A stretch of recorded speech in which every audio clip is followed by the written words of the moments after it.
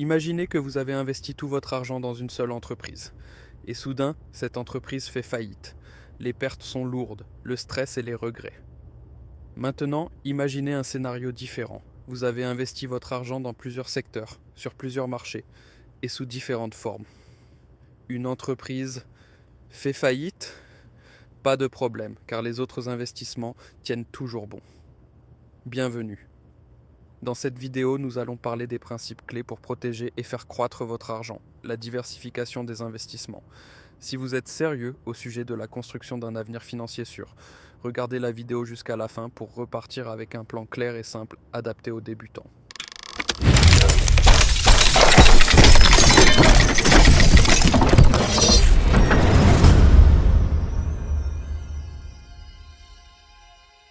La diversification des investissements signifie que vous ne mettez pas tout votre argent dans un seul secteur, mais que vous le répartissez sur plusieurs types d'actifs comme l'immobilier, les actions, l'or et même les comptes d'épargne. L'objectif est de réduire les risques. Si une valeur chute, une autre peut compenser la perte. L'idée ressemble au proverbe: ne mettez pas tous vos œufs dans le même panier. La diversification inclut le type d'actifs, la géographie et le temps, comme investir dans différents pays et entrer progressivement sur le marché. Cela rend votre portefeuille plus équilibré et augmente les chances de stabilité et de croissance à long terme. Imaginez que vous investissez tout votre argent dans une seule entreprise ou un seul type d'actifs comme les actions. Vous pouvez faire des bénéfices au début, mais une crise soudaine, comme un effondrement du marché ou une catastrophe naturelle, peut causer de lourdes pertes. Les marchés sont instables et influencés par de nombreux facteurs. Fluctuations économiques, décisions gouvernementales, événements imprévus. Aucun investissement n'est garanti à 100%. Même l'or peut baisser en valeur. La diversification signifie répartir vos investissements entre différentes classes d'actifs comme les actions, les obligations, l'immobilier, l'or et les crypto-monnaies. Si la valeur d'un actif baisse, cela ne détruit pas tout votre portefeuille. Le plus important, c'est que la diversification protège votre capital et équilibre risque et rendement. C'est votre bouclier de sécurité et cela augmente vos chances de succès financier à long terme. Les actions représentent une part de propriété dans une entreprise. Quand vous achetez une action, vous possédez une petite partie de cette entreprise. Elles offrent généralement des rendements plus élevés sur le long terme car elles reflètent la croissance des entreprises. Mais leur valeur fluctue en fonction du marché ou de crises internes à l'entreprise. Donc, réduisez le risque en diversifiant les secteurs. Ne mettez pas tout dans la technologie, mais aussi dans la santé, l'énergie et les services financiers. Les obligations sont des titres de dette émis par les gouvernements ou les entreprises qui empruntent de l'argent contre des intérêts périodiques. Elles sont moins risquées car elles sont souvent remboursées avant les actions. Les rendements des obligations sont fixes, adaptés à ceux qui veulent un revenu stable. Il y a des obligations gouvernementales sûres et des obligations d'entreprise avec plus de risques et de rendement. Acheter des maisons ou des terrains vous donne un revenu locatif et la valeur du bien augmente généralement avec le temps. L'immobilier est relativement sûr car tangible et moins soumis aux fluctuations des actions. Mais il nécessite un capital important et moins liquide et implique des coûts d'entretien et des taxes. Or et matières premières.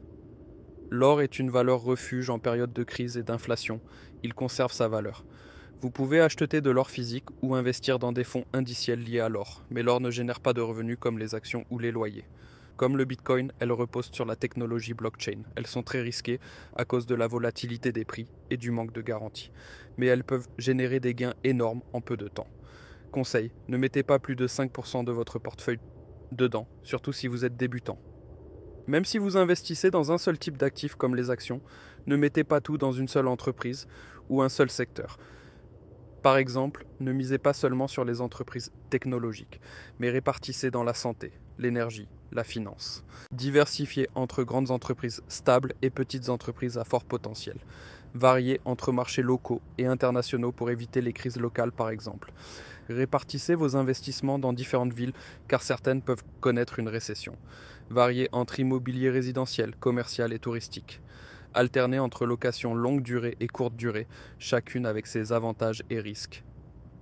Aujourd'hui, même sans être expert ni riche, vous pouvez diversifier facilement grâce à des outils simples et accessibles. Fonds indiciels, ETF.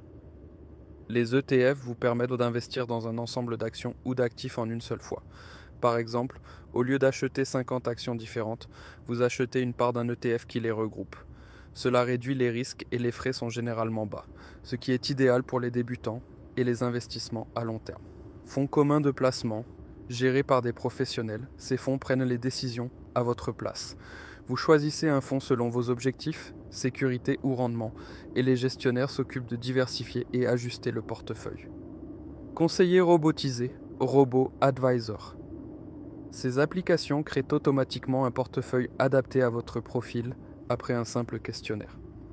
Pratiques et accessibles, elles sont parfaites pour les débutants et ceux qui manquent de temps. Règle 70-20-10. Une règle simple et pratique pour répartir votre argent de façon équilibrée. 70% dans des actifs sûrs et stables comme l'immobilier et les obligations d'État. 20% dans des actions stables et performantes, comme les grandes entreprises reconnues.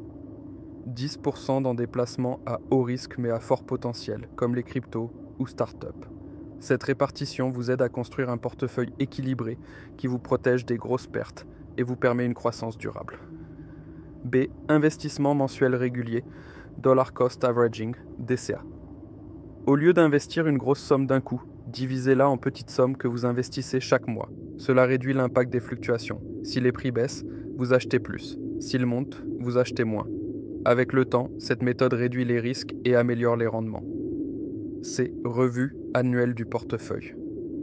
Les marchés changent et ce que vous avez investi il y a un an n'a peut-être plus le même équilibre aujourd'hui. Il est important de revoir votre portefeuille au moins une fois par an. Si une partie a trop grandi et représente une grosse part, vous pouvez vendre un peu pour équilibrer et garder la diversification. Se concentrer sur un seul secteur. Beaucoup mettent tout leur argent dans un secteur comme l'immobilier ou uniquement les actions, ce qui augmente les risques.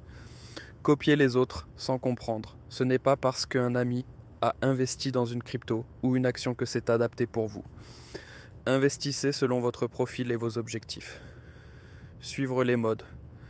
Parfois, on achète des actifs parce qu'ils sont tendance ou montent vite, ce qui peut causer de grosses pertes quand le marché baisse.